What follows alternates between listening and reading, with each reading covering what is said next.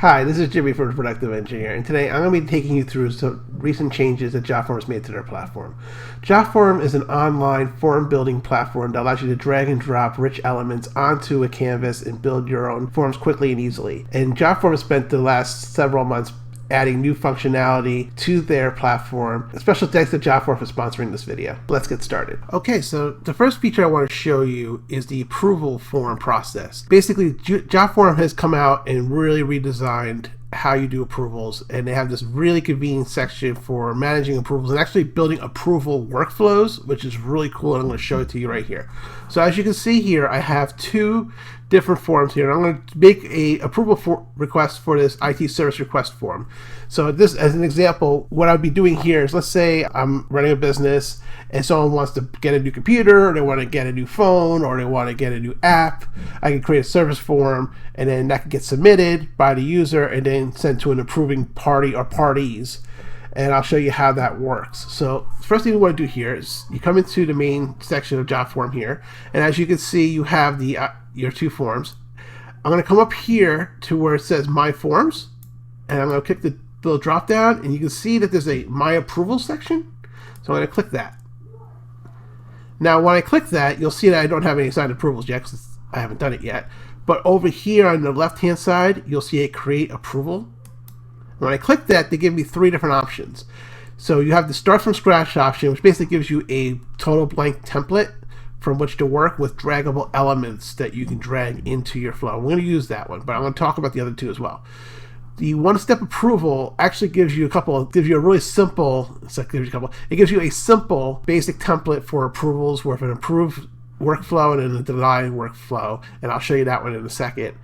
And then use template, and there's a bunch of predefined templates that Jotform has created that you can use and then modify to fit what you want. So if you already are doing something that feels fairly common, I would check the template section, because a lot of times that has probably something you can start to use, either use it the way it is or customize it to fit your needs. But let's just start with the Start from Scratch. So I'm going to click on that, and it's going to bring me in here. And the first thing you want to do before you do anything else is you'll see this little section here sort of pulsating when I hover over it.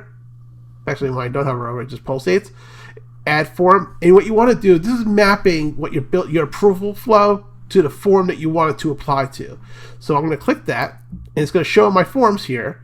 And I'm going to click on Service Request Form. And when I click that, you can see now under this form block, it has my form in here. So that means that this approval flow will apply to this form. And as you can see over here, it's a drag and drop. So on the left hand side here, I have several elements that I can use. So let's break them down. There's obviously approval, which is simple. If I get it, I just drag this in as an example, and it's approved by me, right? In this case, it's me. So it has an approval, automatic approval. So I'm going to delete that. Yeah, and it gives you a little warning. You have approve and sign. So you can do that one as well, where you actually put a signature to it. You have a send email. So a lot of times this is probably the most common one you're going to use. So what would happen is if I drag this one in, it's going to send when this form comes in, it's going to send an email to somebody. And that email might be the approver, right? And then after this, so let's say I wanted to do that, and then I wanted to do a approval and connect it, which is a little crooked here. I'm not, but make it better. There you go. So that might be an email, and then that email becomes into approval. So I'm going to delete that, and I'm going to not show this message again, so it makes it easier. And then you have send approval report, and then you have logic here. And this is conditional branches, if else conditions. These two here are logic. So you might say if a certain system, so in this case I can actually get rid of this. So if I come over here and I wanted to do like a conditional branch, and I drag that in, it gives a little conditional branch, and I click on add conditions, and it's going to open up over here. And then if I wanted to add a new branch, I would click on that, and here's my if, and I can select the field. And what it does is when you do that, it actually shows all the fields in my form. So these are the fields that are in the service request form, and I can add those in. So I can say if problem category is a certain problem category, or if building number, if I have, like, let's say I have multiple buildings, multiple locations, and request comes in for that specific location, I might say, well, that should route to a certain person because they might handle it versus somebody else. But basically that's how that works. And then let's say I choose that. I do a building number. And then the next thing is going to say in a state, you know, I can sit here and it says equal to, have a bunch of different logical operators here. So if building number, let's say let's do the easiest one, is empty.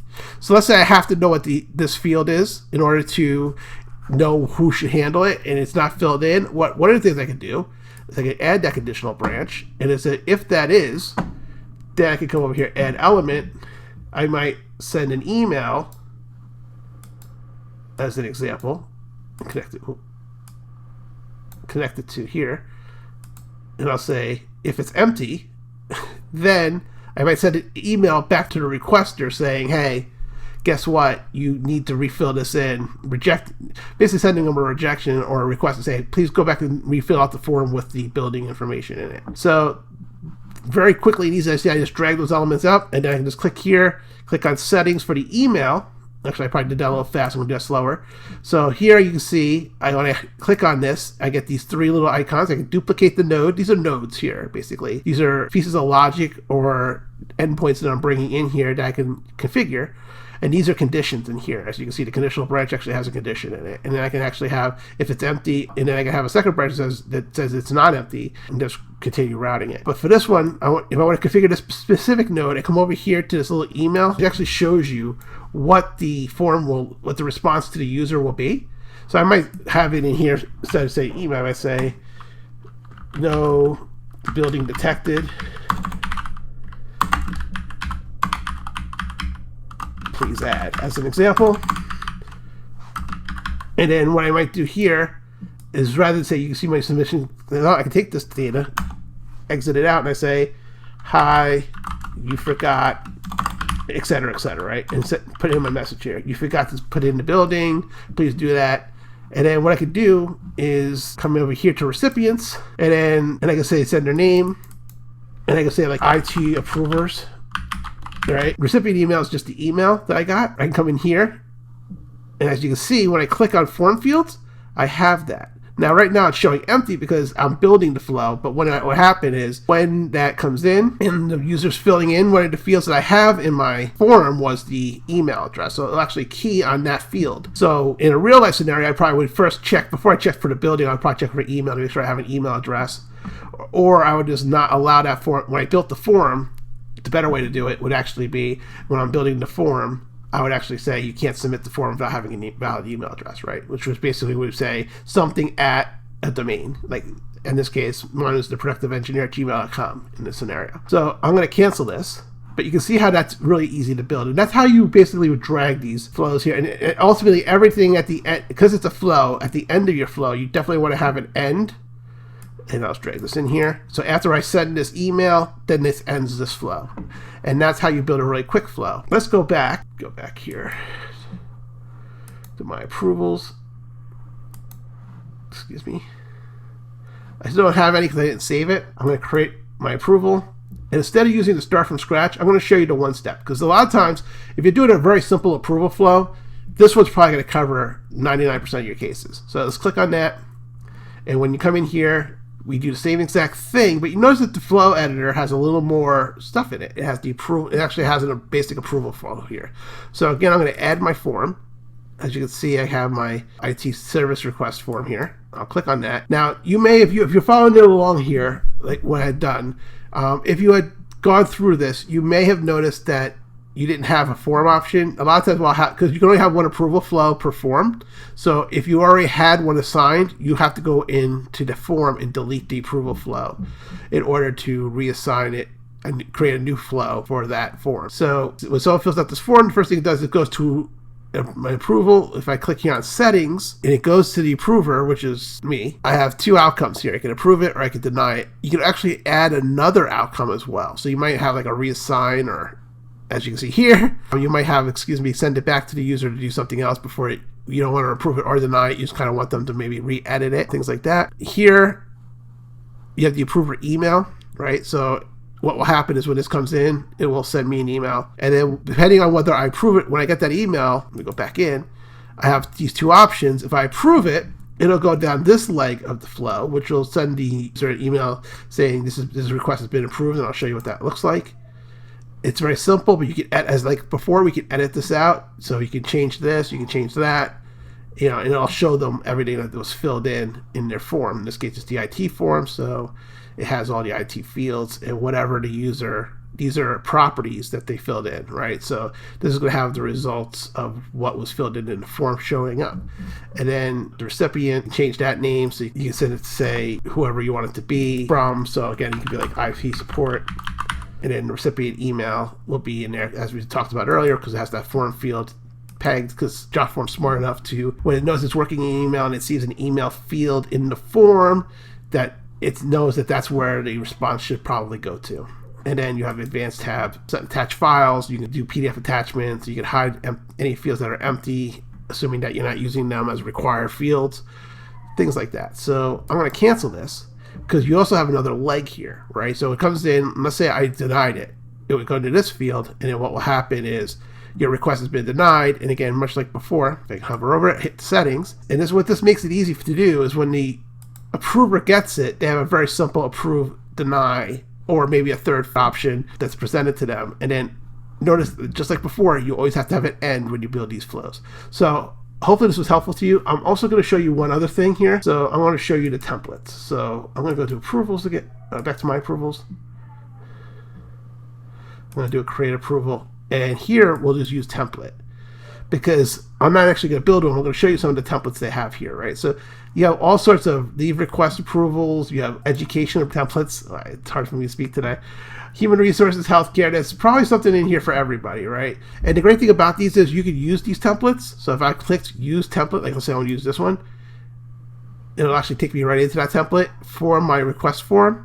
And then as you can see here, it has a much more complicated. So it has like multiple levels. So sometimes you have different levels of approvals. You can do that. So you can actually layer them, which is really cool.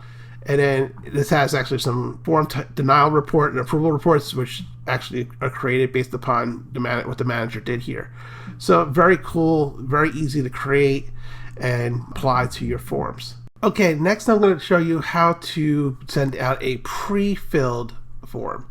So basically what you're doing here is, let's say you have a form that you want to send to a user, but you know who the user is, and you want to potentially pre-populate some of the information in the form to make it easier for the user, so you don't have to fill out everything, especially information you already know about the user, rather than you just send them the form with the pieces that they need to fill in.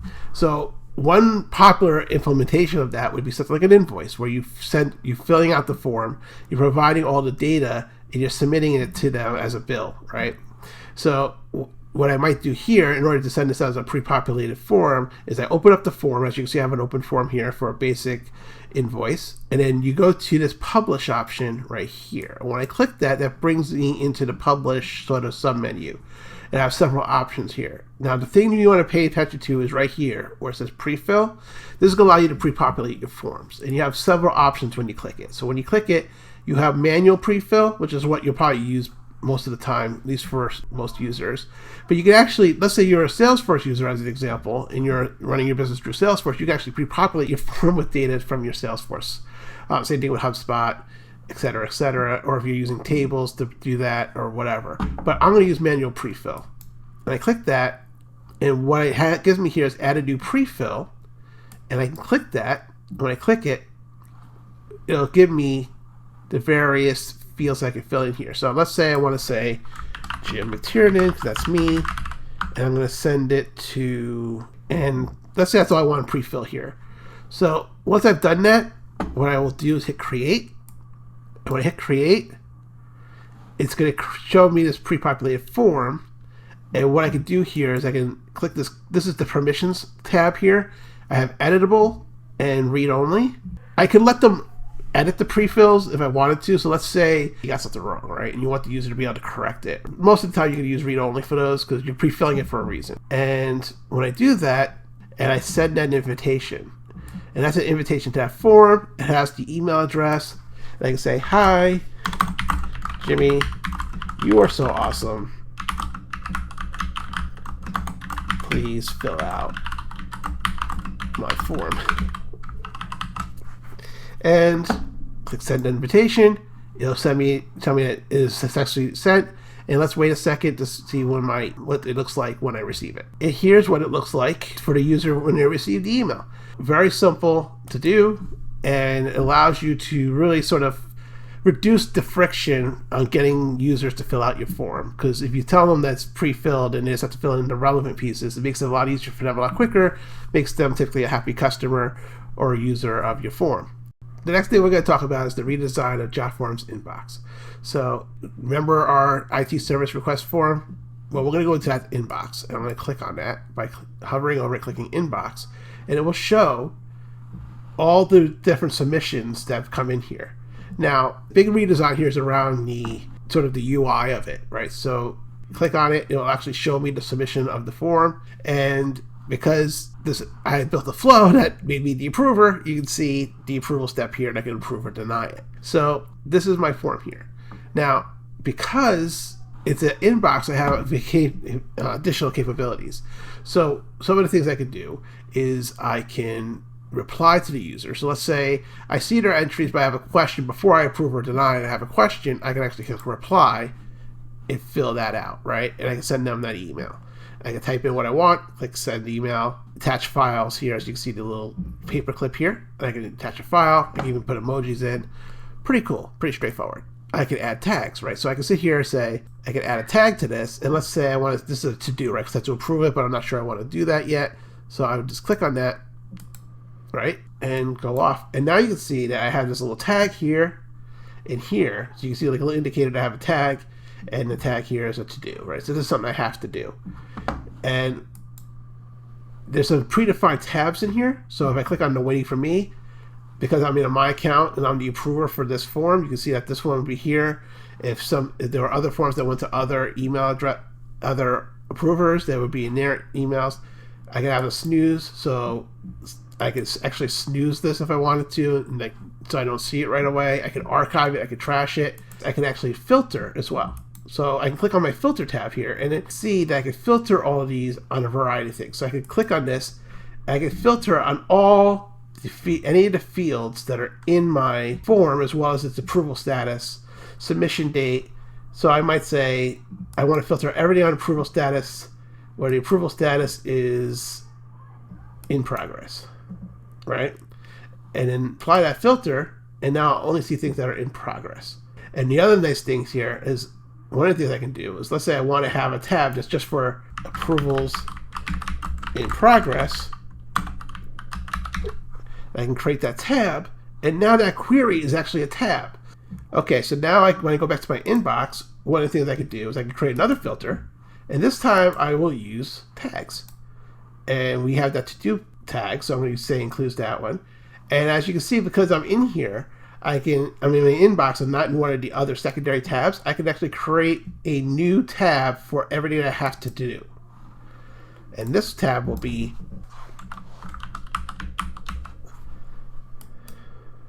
and now this one will show me everything that that's got that tag. So I go back here and click this off. Now it's back to my whole inbox, but if I just want to see my to-dos, I come in here, and as you can see, it shows me everything that has that tag. As you can see, I have that tag right here, so it shows me that email. I only have one entry, but if I had a bunch of different entries and only one of them had the to-do, this would show me the one to-do. So very cool, very quick and easy way to view everything, that's all your submissions. You can share them with other people, you could comment. So I might write a comment and say, this one's really a great submission, this one's not a good submission, this needs some work. I also have an ellipses here where if I click it, I can actually create a customized PDF of this submission from the actual inbox submission.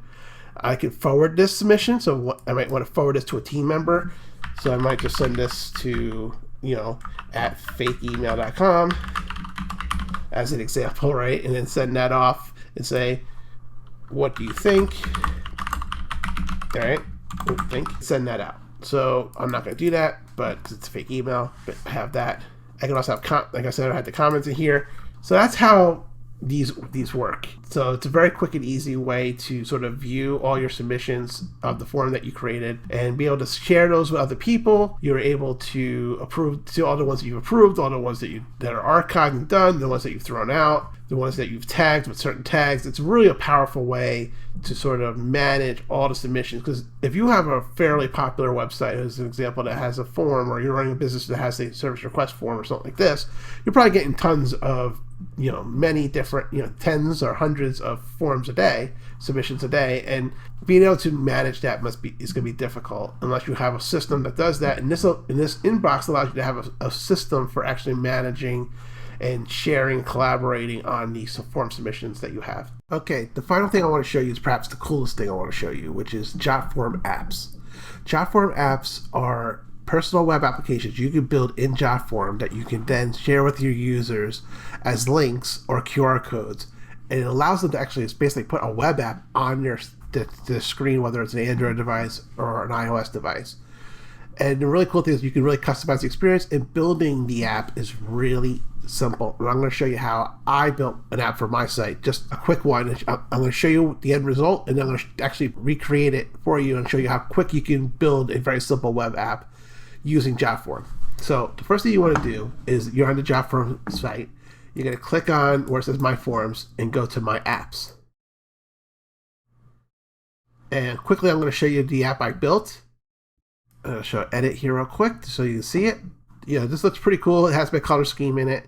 Basically, I'll show you some of the things here. I put a video here from my Jotform tutorial, and then I have my tweets for my Twitter account, which I don't always tweet, but when I do, you can see it there. And actually, I'm going to show you down here. You see it, another page, and I actually have two of my blog posts, my two latest blog posts here, and I can put more here. I could put a Google map in here. I could put a bunch of stuff, and I'll show you some of those elements when we start building, as well as the template library, because like all things, Jotform has a tremendous template library for apps that you can use based on a variety of things. So before I start building this, I'll actually show that to you real quick. But first, I'm going to show you what this app actually looks like in preview. So one of the cool things up here in the corner, you can see Preview App. If I click that, what will happen is I get this representation of my phone. Looks very much like an iPhone, and you can see here it has my logo. This circle here just shows I'm logged into Jotform, and then I have a pages icon. I'll show you that in a second. And then my main home page here, I have that YouTube video that if I click here, it'll actually start playing the video. I don't know, we don't need to listen to me twice here in stereo. Down here, my tweets like we saw before, and I can scroll that, or come outside that and scroll to the bottom here. I also have pages, and I click on pages, it'll show me all the pages for my app. I can go to my latest blog posts, and as you can see here, I have these two different images here, each for, basically a thumbnail for each of the articles. If I click on one of them, as you can see, it actually launches into that article. I can certainly do more exhaustive things, and I'll show you some of those in the template library, but I just wanted to show you really how quickly, this took me no time at all to do. Once I got the hang of it, it was really quick. And I'm going to show you, so you don't have to struggle with it, how quickly and easily you can do this. So I'm going to turn off Preview App, go back to My Apps, and then the first thing you want to do whenever you want to build an app, whether you're using a template or doing it from scratch, is you're going to click this Create App button, this purple button here. This is purple at the time of this recording. Well, click that. And then you actually have three different options here under Create App. You have Start from Scratch, is what we'll do for our tutorial. We have the Use Template, which I'll show you in a second, or you could clone an existing app. So let's say you had an app and you wanted to create another app that was maybe very similar, maybe the same structure. Maybe you just want to change some color schemes. Maybe you just want to change some of the information in. Maybe you manage multiple different blog websites and you like the same format, but you just want to change the actual settings so it actually represents this. So for example, I have two websites. I have my main site, which is theproductiveengineer.net, and that's the one I built here. But I can also clone my app for my other site, editingdojo.com, that's all about video and audio editing. And just if I wanted the same look and feel, but maybe change the color scheme and maybe just change some of the Twitter account and the latest blog posts and stuff like that, I can just clone my existing app, make some changes, and now I have my app. Quick and easy.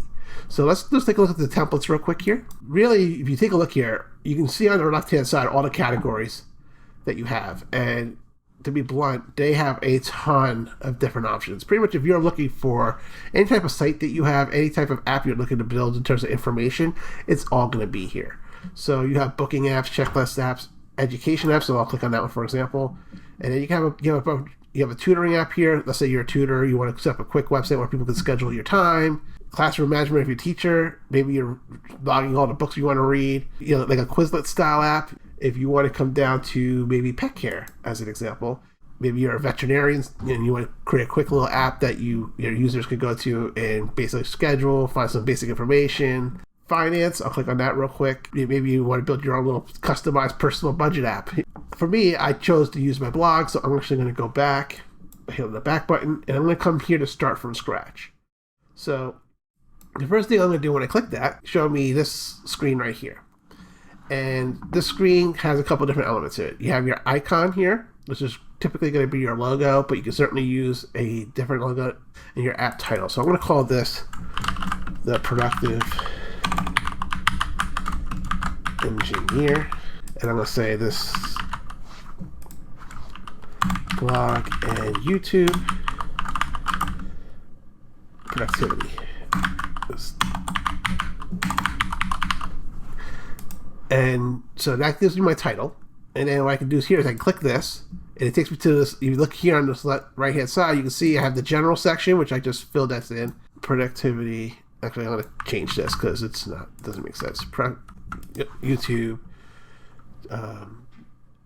sites. Actually, I'm going to remove this image first, and then what I'm going to do is I have a bunch of different images here. So I actually have my logo already in the image library, but I'm going to do as though I didn't have it. So here I can either click this to upload it or bring up a file manager, or I can, basically drag and drop, which is what I'm going to do here. I'm going to drag and drop my image here. And now you can see it has my image right here in the UI. And then I have a style. If I come here to style, now before I do that, let's say I didn't have a logo, I just wanted to use an icon. Instead of using that, I could actually choose one of these many different icons in here if I wanted that. So let's say I was just doing a quick, like I said, a diet one. So I might do like a cupcake or a hamburger here. If I have a pet store, I might use one of these pet icons. If I'm doing my editing dojo, I might have like this icon here or the film icon. So you have a variety of options here. So the next thing you might want to do, as I close this out, is you're going to see this little, like this paintbrush, this paint roller.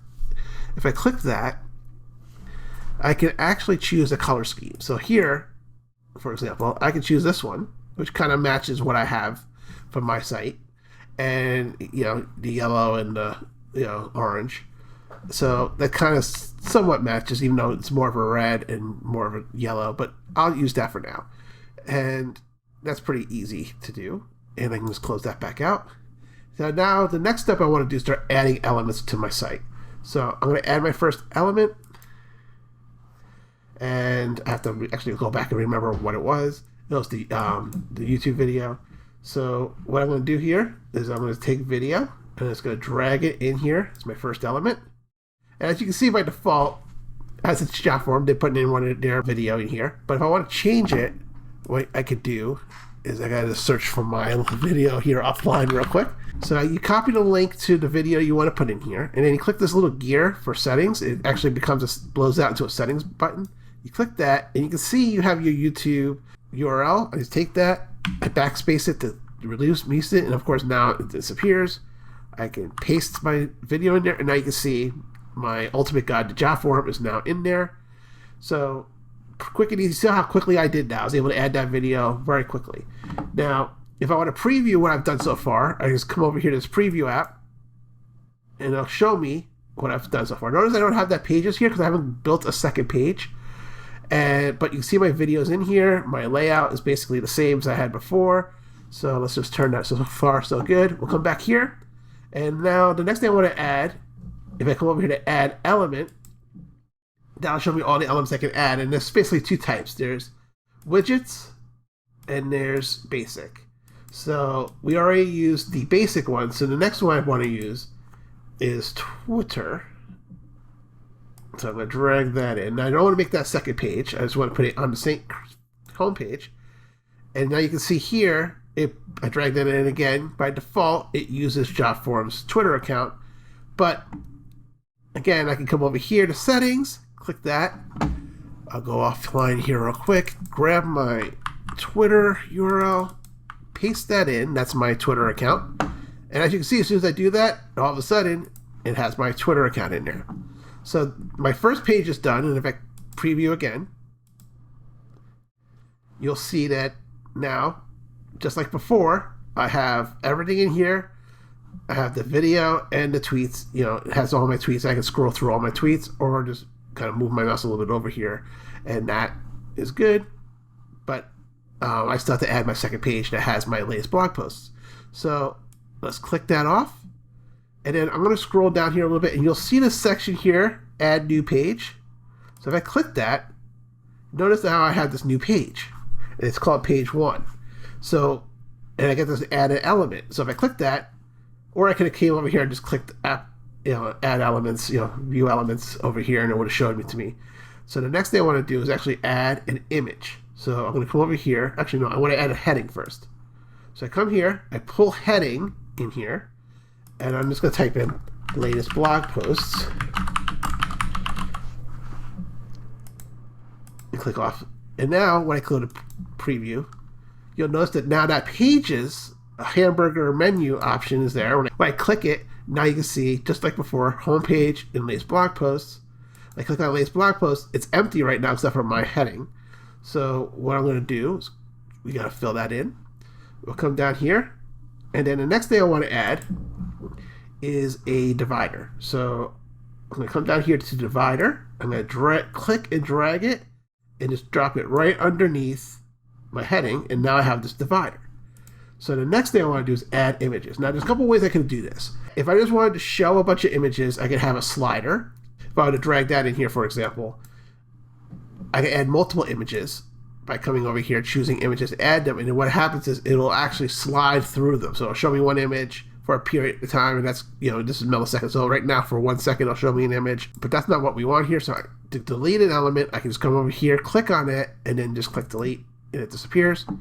I can also do an image gallery. So if I wanted something like a bunch of images just all show up at the same time on the page, I can drag an image gallery in. And the cool thing about the image gallery is you have layout controls. So here, when I click on the settings button, I have a bunch of different layouts I can have. I can add a bunch of images. I can have a one at a time. I can have, a simple 2x2 grid, a 3x2 grid. And you have different sizing here. One big image, two smaller images, one bigger image. You get the idea. You have a bunch of different options of how you want that to lay out and it'll actually show up in the UI. The only thing I would caution is that, again, you're using a mobile device, typically a phone, and you don't. If you're doing that, I would really do one or no more than a 2x2, because what's going to happen is it's going to look the image is going to get really shrunk down. I'm going to just delete that again because that's not what we want. What I actually want is image. And you might say, why do I want just image? Well, the biggest difference between just putting in a single image versus the image gallery or the image slider is it actually allows you to put a URL that when you click on the image, it will launch the URL. So I'm going to show you how that works real quick. So I'm going to come over here, and the first one I'm going to do is Notion versus Obsidian. I'm going to take that JPEG, and you can see I'm dragging it right here, and I just drag it, and there's the image. So all I have to do at this point is come here to the gear, hit settings, and notice I have a couple things here. I have my image, which I can remove, but there's my image. I can put some text in here, so I can type in Notion versus Obsidian blog post. Just in case you can't see the image for whatever reason, it'll show up. That text will show up. And here I have my image link, and this is the key piece here. So I'm going to go over to my blog. I'm going to copy that link, and I'm going to paste it in here. And now you can see my. If I can go back to settings, and there it is. And you see this little open link icon. Notice that now shows up here as well. So I can actually click that. And if I click that, that will launch it. But I'll do that inside the app. So that is one image. And then all I got to do to add the second blog post is underneath it, just drag it, drop it, go back over to my files, and this time I'm going to drag in my Evernote Home Ultimate Guide. I'm going to drag that in, click on Settings, and let's do Evernote Home Guide blog post for those that can't see the images. And then I'm going to go back to my blog real quick, grab that URL, I'm going to copy it to my clipboard, come in here and just paste it. And now you can see that also has the open link. And that's when you know that a link is associated with the image, is that when you click on it and you see that open link. So now I'm going to go to Preview App. And now you'll see when I click on my pages and go to latest blog post, you'll see my two blog images here. If I click on one of them, as you can see here, it launches my browser and takes me right into that blog post. So really cool. And the great thing about this, again, you can see I literally created this in no time flat, right? I spent most of my time explaining what I was doing, but just banging it out. It's really easy, really quick. And again, if I leave preview, there's all sorts of widgets, right? So let's say I wanted to put a map in here. So I can go back to my first page. Let's say I want to put a map on my first page. Maybe I want to put it underneath my Twitter. So I'll go to Show Map Location, and I'll drag that in. And it's going to tell me I can't load properly. Now, don't be thrown off by that. The reason why is because you have to set it up, because Google Maps requires an API key. So what you would do is you would put the latitude and longitude of the place that you want to show up here and the zoom level. And you can do, if you want like super zoom in, you do 21 or, in the upper teens. And if you want it to be low, if you want it to be really zoomed out, you use a low number starting at 1. And then you can put in some text here as a description. You can say like my house or my building or whatever it is, my location. And then you have to go and get a Google API key. They're free. You can get one. It's very easy. I'm not doing it for this demo because I don't want to put my address in here. But it's really quick and easy to add that and delete it as well. You have a bunch of other things here if you want to embed a PDF, if you want to embed a table. So let's say you want to put like a quick table in.